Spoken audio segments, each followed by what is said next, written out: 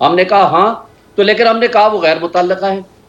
یہ بھی پوچھا گیا، ہم نے ایڈمٹ لیکن آج آپ کو چیف جسٹس نے بابر کو قرار دیا نا کہ آپ کا بنیادی موقف یہ تھا کہ آپ کو سنا نہیں جا رہا.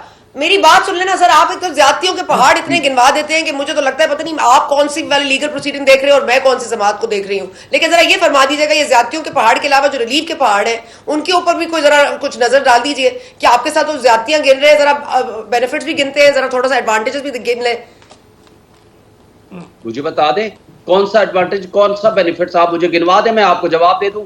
سپریم کورٹ میں ایک آلریڈی ایک کورٹ میں معاملہ چل رہا ہے، آپ سپریم کورٹ چلے گئے. آپ لوگوں نے ہر بار پاکستان کی تاریخ میں کسی نہیں سر آپ جواب نہیں دے رہے نا شاہین صاحب، وہی آپ ایک پہلے کبھی کسی نے جب آپ پوری ریاستی ادارے اور وہ شہباز شریف کی وہ حکومت جس کا کام 16 مہینوں پہ شاہین صاحب اس ملک میں کیا کیا کیسز نہیں بنے، ایک کیس ہی اتنا بھاری بنا کہ 116 چھوڑ دے. چلیں okay let me I can't okay let me just interrupt you.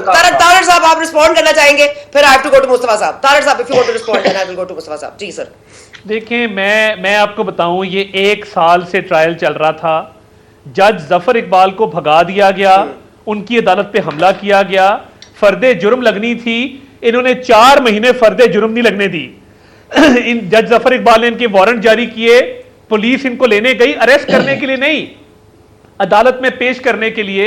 انہوں نے پیٹرول بموں سے حملہ کیا. اب نیا جج آیا ہے، اس نے اپنے فیصلے کیے. اور دیکھیں آپ نے 37 سے 40 حاضری معافی کی درخواستیں جو ہیں وہ منظور کروائی ہیں. یہ چاہتے تھے کہ فورن فنڈنگ کی طرح اس کیس کو بھی 6 سال چلایا جائے. اب جج کا اختیار ہے کہ وہ اگر سمجھتا ہے کہ آپ کے وٹنسز جو ہیں وہ irrelevant ہے تو وہ قانون کے مطابق اس نے وہ لسٹ آپ کی نہیں لی. رؤف حسن کو وٹنس رکھا ہوا ہے جو آپ کا اپنا ترجمان ہے. تو یہ کیس چاہتے تھے کہ ایٹرنیٹی تک چلتا رہے. اور ایک ان کی کامیابی ہے، انہوں نے پوری قوم کو تکنیکی بنیادوں پہ لگا دیا ہے. کسی کو یاد نہیں ہے کہ مس ڈیکلریشن ہے، چوری ہے، ایک بلیک مارکیٹ میں توشہ خانہ کے تحائف فروخت ہوئے ہیں، ان کی رقم بھی صحیح طرح ڈکلیئر نہیں کی ہوئی. تو بھائی آپ ریاست مدینہ کے نعرے لگائیں اور اس کے بعد چوریاں کریں، بیوپار کریں اور پھر عدالتوں کو بلیم کریں. بڑے گٹس چاہیے اس کام کے لیے. اب آپ مجھے اگر جواب ٹھیک ہے سر، مینٹینیبلٹی اور جورسڈکشن کا ہی معاملہ. شاہین صاحب ایک منٹ مجھے ذرا شاہین صاحب میں آتی ہوں آپ پر. مجھے مصطفیٰ صاحب کو بہت دیر سے انتظار کریں، مجھے ان کا کامنٹ لینے دیں. مصطفیٰ صاحب السلام علیکم، thank you so much for joining us. Sorry and thank you for the patience. ذرا مصطفیٰ صاحب یہ فرما دیجیے گا ایک دم سے، یہ تو مذاق ہو ہی رہا ہے، ایک موکری عدلیہ اور قانون کی ہو رہی ہے. ایک ہم دیکھ رہے ہیں کہ معاملات جو ہے وہ مہنگائی کس طرف جا رہی ہے، بجلی کے نرخ پھر بڑھ گئے ہیں. جماعت اسلامی میں شاید پی ٹی آئی کی روح آ گئی ہے یا پی ٹی آئی چیئرمین کی روح آ گئی. آج انہوں نے کہا بل بھی جلائیں گے. آج ایک لٹرلی ہاتھ پائی ہوئی ہے کراچی میں کہ اے ایس سی کو تاجروں نے پکڑ کے مارا ہے ان کے لوگوں کو. تو یہ کس طرف جاتے ہوئے آپ کو معاملات لگ رہے ہیں؟ اور الیکشن کی ڈیٹ دینی ہے لیکن الیکشن جب ڈیٹ اناؤنس ہو جائے گی کوئی ووٹ بھی کرے گا؟ جی شکریہ.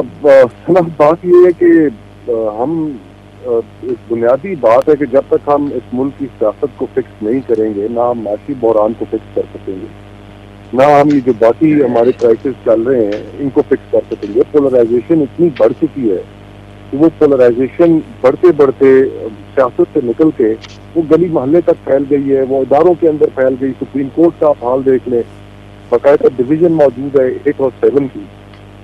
تو ہم ایک بنانا ریپبلک کا ایک تصور پیش کر رہے ہیں. ہمیں احساس ہی نہیں ہے کہ لوگ ہماری اس آپسی لڑائی کی، اقتدار کی جو رفع کشی کی جو جنگ ہے، اس کی کتنی بڑی کاسٹ پے کر رہے ہیں.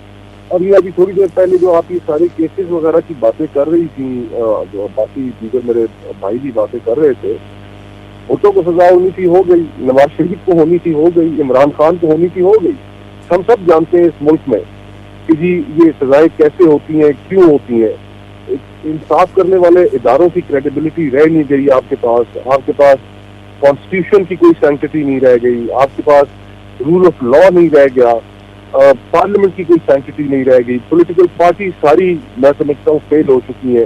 سب ایک ہی طرف نظر لگا کے بیٹھی ہیں کہ کسی طریقے سے وہ ان سے راضی ہو جائیں، بیساکھیاں ان کو مل جائیں. کیا ہم منظر پیش کر رہے ہیں؟ یہ ساری میننگ لیس کانورسیشن ہے. آئی تھنک ہم we are in very very bad state. اور اس کو ریسکیو کرنے کے لیے جب تک تمام اسٹیک ہولڈرز ہوش کے ناخن نہیں لیں گے ہم بہت ایک خطرناک اسٹیج پہ پہنچ چکے ہیں. کھوکھر صاحب آپ نے اسٹیک ہولڈرز کا ذکر کیا ہے تو آپ مجھے اجازت ہے تو میں آپ سے ایک سوال کرنا چاہتی ہوں, تھوڑا سا پرسنل ہو جائے گا, لیکن میں چاہتی ہوں کہ آپ کی جب ڈس ایگریمنٹ ہوئی پارٹی میں تو آپ کو یہ بہتر لگا کہ آپ چھوڑ دیں, یا بات ہوتی ہے پاکستان پیپلز پارٹی میں جمہوریت ہے, آوازیں اگر کسی کی ڈیفرنگ اوپینین بھی ہے تو اس کو بھی سنا جاتا ہے, برداشت بھی کیا جاتا ہے, لیکن آپ کو تو نہیں کیا گیا. لطیف کھوسا صاحب اور اعتزاز احسن صاحب میں ایسا کیا ہے جو ان کے اوپر اب تک کوئی سی ای سی کی پراپر میٹنگ ہو کے کوئی موقف نہیں لیا گیا؟ کیا یہ پاکستان پیپلز پارٹی کی آفیشیل پوزیشن ہے جو 90 دن میں انتخابات کو انشور کرنا ہے, اور یہ لطیف کھوسا صاحب جو پوزیشن لے رہے ہیں وہ پی ٹی آئی کے وکیل بعد میں اور پیپلز پارٹی کے پہلے رہنما ہیں؟ دیکھیے میں اس کے اوپر تو کامنٹ نہیں کروں گا کہ پیپلز پارٹی کا وہ انٹرنل میٹر ہے, لیکن دا پوائنٹ از کہ آپ 90 دن الیکشن ڈیلے کرانے کے فیصلے میں خود شامل تھے. سی سی آئی کے اندر وزیر اعلیٰ سندھ موجود تھے, میلیفائڈ انٹینشنز کے ساتھ, نوئنگلی کہ اس فیصلے کے نتیجے میں الیکشنز ڈیلے ہو جائیں گے, آپ نے وہ فیصلہ کیا. اور پھر اس کے اندر 2 ایسے چیف منسٹرز بھی شامل تھے جو کیئر ٹیکر چیف منسٹرز تھے, جن کے پاس اس صوبے کے لوگوں کا مینڈیٹ بھی نہیں تھا. آپ نے وہ فیصلہ کیا, اس فیصلے میں شامل رہے, تو اب آپ کس منہ سے آپ کہتے ہیں کہ 90 روز کے اندر الیکشن کرائے جائیں؟ تو پھر اس کا مطلب ہے کہ وہ باتیں درست ہیں جو ہم بیک گراؤنڈ میں سن رہے ہیں, جو شاید ابھی وہ بالکل کنفرم تو نہیں ہے, لیکن بیک گراؤنڈ میں تو پھر یہ باتیں بھی چل رہی ہیں کہ نو فلائی لسٹ کے اندر بھی کچھ لوگوں کو ڈال دیا گیا ہے اور ایسا کچھ ہو گیا, تو اب آپ اس کے اوپر اپنا ری ایکشن شو کر رہے ہیں. تو پاکستان کے لوگوں کو آپ اس طرح تو نہ سمجھیں کہ آپ ایک فیصلہ کرنے میں شامل رہیں, بھرپور طریقے سے شامل رہیں, اور پھر اس کے بعد اچانک آپ اپنی لائن بدل لیں اور کہیں کہ نہیں 90 روز کے اندر الیکشن کرائیں. تو چوز اے سائڈ, یا آپ پہلے یہ فیصلہ نہ کرتے اور پھر جو آپ کو توقعات تھیں, جو امیدیں لگائے بیٹھے تھے کہ جناب بلوچستان سے سیاستدان آپ کی جماعت میں شامل ٹرانسفر کر دیے جائیں گے, خیر جنوبی پنجاب سے کچھ لوگ آپ پھر بزنگو صاحب کا وہاں سے خط آ گیا پیار بھرا, اور اس کے اندر انہوں نے بڑی سلیس اور بڑی خوشنما اردو کے اندر انہوں نے معذرت کی کہ جناب ہم آپ کی جماعت میں شامل نہیں ہو سکتے. جنوبی پنجاب کے جو لوگ تھے ان کے لیے ایک پیغام بنا دی گئی. خیبر پختونخوا میں پرویز خٹک صاحب سامنے آ گئے, تو جب آپ کی امیدوں پر پانی پھر گیا تو دکھ تو اس چیز کا ہے کہ پیپلز پارٹی کی ہمیشہ ایک ڈیموکریسی کے حوالے سے, کانسٹیٹیوشن کے حوالے سے, ہیومن رائٹس کے حوالے سے ایک بڑی اسٹرانگ پوزیشن رہی ہے, اور کیونکہ یہ جماعت خالق جماعت تھی آئین کی, تو یہ بڑی سینسیٹیو تھی اس کانورسیشن کے بارے میں, ان ایشوز کے بارے میں.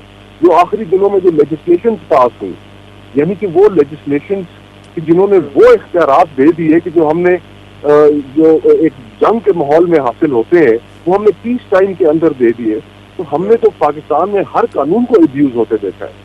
اور قسم ظریفی تو یہ کہ پیپلز پارٹی کے وزراء وہ بل پیش کرتے رہے.